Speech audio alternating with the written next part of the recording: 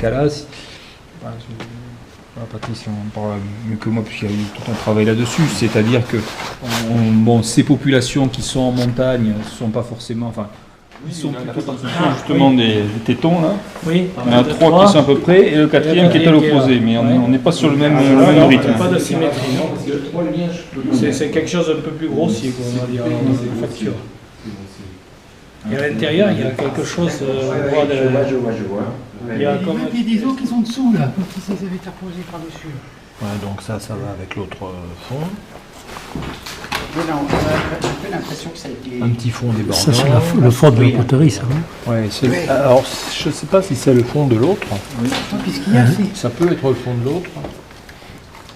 Et alors maintenant, c'est celle-là qui va poser un peu plus, dans la mesure où en plus où elle a son col. Ouais, bronze. C'est bronze ou fer. Voilà. Ah, chouette. C'est bronze ou fer. Bien. Hein, là, on a bronze final. C'est-à-dire que l'ennui, c'est que ces cordons digités à grosse impression, on les a, y compris même au deuxième âge du fer, sur certains sites. Ouais. Au premier âge du fer, ça se rencontre fréquemment, mais c'est également présent aux bons anciens. Bon. La pâte, moi, elle me fait plus.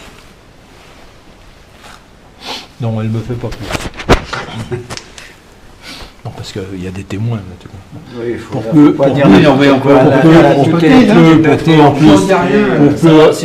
qu'ils enregistrent. Ça, c'est un joli vase. Et ces grandes traînées, là, comme ça, là, ces grands sillons. C'est quoi ces sillons? C'est du... des digités? Pas du digité. Des ongles? Oui, c'est d'un peignage un peu irrégulier, un peu plus. Alors, disons que là les inclusions minérales, elles sont très fines et très nombreuses. Donc, très fines et très nombreuses, ça évoque plutôt le fer que le bronze. Mais je dis bien ça évoque. Enfin, c'est ancien, quoi. Déjà. C'est ancien. Donc, Ceci étant, si c'est du fer, les sépultures du fer en montagne, c'est un petit peu que... En gros, il y en a, mais en pas montagne, spécialement en montagne. Non. Ça vient a priori du même vase, ça? Oui. Ah oui, Ça, éventuellement, on pourra en prélever un, parce que plus d'un lisse de pâte, peut-être. Oui. Justement, pas... celui ou les deux. A priori, même avec un, je pense que ça suffit pour faire de lame. à partir de des 4 ans. Voilà, et puis après, pour le reste, ce qui vous semblait un peu pathologique, avec un crâne très bombé, on n'a pas de crâniosténose.